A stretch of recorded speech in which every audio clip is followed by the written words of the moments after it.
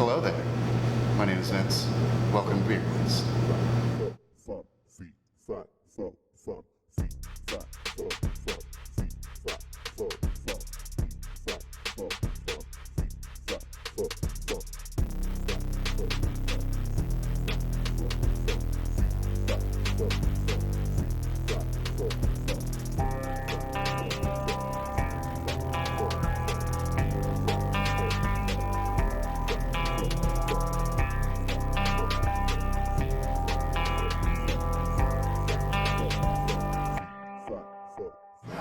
My name is Michael Waddy, and I'm the head brewer here at Cactus Brewing Company in Bernalillo, New Mexico. I know that you've been brewing here since day one. Tell me a little bit about the history of Cactus and kind of where you guys are at. Cactus is a very, very small brewing company, although we are slowly growing. We opened up in October of 2013. Okay. And we used to be a two-car garage that we built a brewery onto that. And you know, we don't have any outside investors or anything, so it's all local. All local, yeah. All privately funded for the most part. Exactly, yeah. We pay for everything out of pocket. So we grow slowly but organically. So you know, we don't owe anybody anything, which is great. What made you in particular want to become a brewer? I started making beer well before I could legally drink beer. Like any good brewer should. Brewer, yeah. You know, right out of high school. Had an apartment down by UNM, which is where I did my undergrad, and I built a 5-gallon brewing system, all grain brewing system. And at first it was just kind of like, oh, let's do some parties. Oh, you guys got beer, And then it turned into actually really getting into the sciences of it, getting into recipe construction and stuff like that, and it turned into something that I really loved.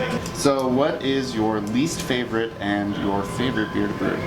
I don't know. I'd say my favorite beers to brew are stouts, just because the whole day for me is like, it's almost like meditative. It's like just the smells of all those like dark roasted malts and stuff.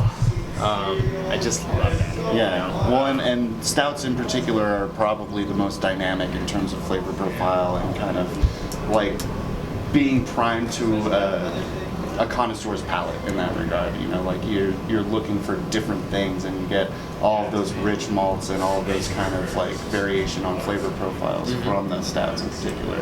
Yeah. Like that was one of my favorite when I was over at Marvel. I was did my Follow a Brewer Day, and I happened to be so lucky as to do the oatmeal stout, and I saw all of the different grains that went in, and I was like, oh, it's like a cascade of like dark roasty malts and all of this wonderful things happening. Yeah. So, heck yeah. Really cool. Yeah, absolutely. And your least favorite? Least favorite? I don't know. I don't know if I'd say that I don't like brewing any beer. Like I never have a day where I come in and I'm like, oh, I don't want to brew this beer.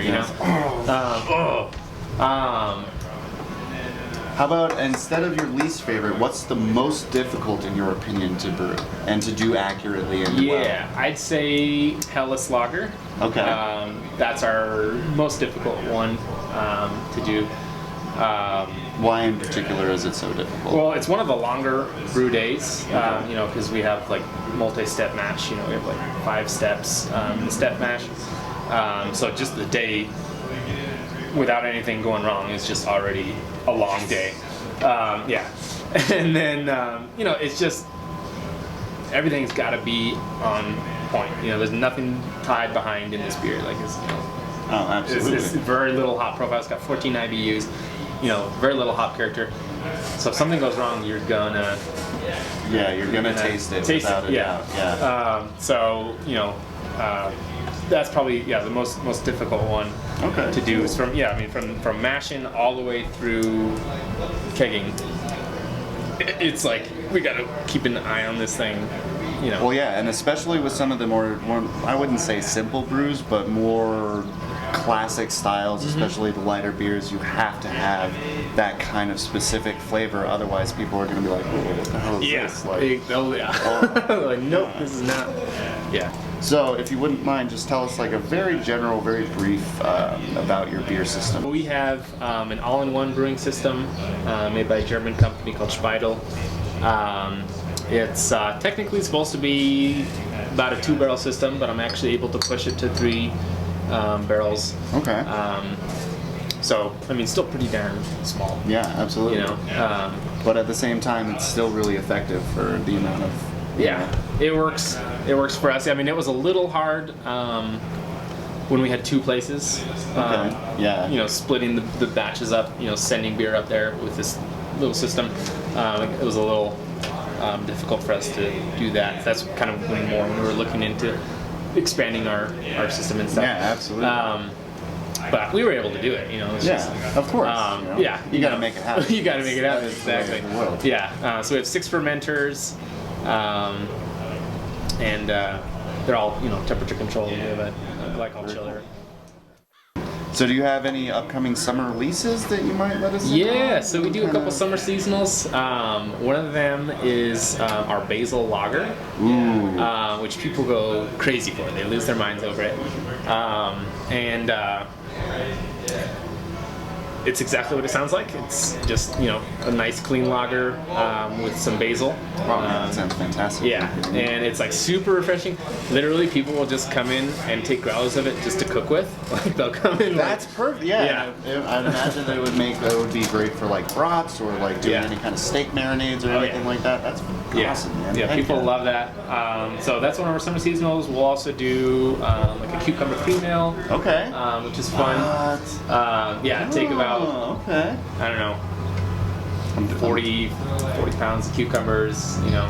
Yeah, and you get that kind of like the cucumber water, but exactly. you have a little bit of that cream ale side to it. Exactly. Yeah, it's like cucumber water, but it's a beer. Yes, that's fantastic. So that one always does like super great at the summer festivals and stuff. Oh yeah, It's really refreshing. Are those 2 in particular pretty sessionable in terms of their ABV, kind of on the lower side? Actually, I'd say almost everything we do here is pretty sessionable for the most part. Smart man. Right? Yeah, and that's honestly, I mean, the way our brewing system works. You know, like I was saying before, it's more difficult to do higher ABV stuff. But that was kind of our whole intention about this place, was to be more sessionable style stuff. You know, we wanted to be this more like a pub atmosphere. Than like a high alcohol content artisan type brewery. Yes. In particular. Yeah, we wanted this to be like a community place where people come and they can have several beers without being like hang out. Exactly. Hang out. Yeah, I don't know if you notice, like we don't have any TVs anywhere. We try and bring like a projector and stuff for like the big games, you know, Super Bowl, World Cup, all that jazz. But yeah, for the most part, it's like we just want people to talk to each other. Yeah, like, hang out and have like, actual brewery community kind of style mentality. That's really cool. And yeah, I mean it's worked phenomenally. I mean, we have like a super strong community here. Yeah. Like this place honestly is like basically ran by the community. The community, they feel like they're part of this place, which is awesome because that's really what you want. That's what we want them to be part of this place. Yeah, we want them to feel like this truly is like their place. I have to ask you. You ready? Ready. What's your opinion? How do you feel about this?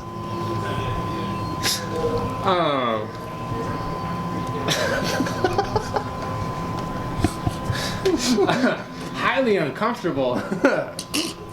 Couldn't have answered it in a better way. That's exactly how I felt when I saw it. Look at the face is Oh so my god. good. This thing is grotesque. Yeah. What?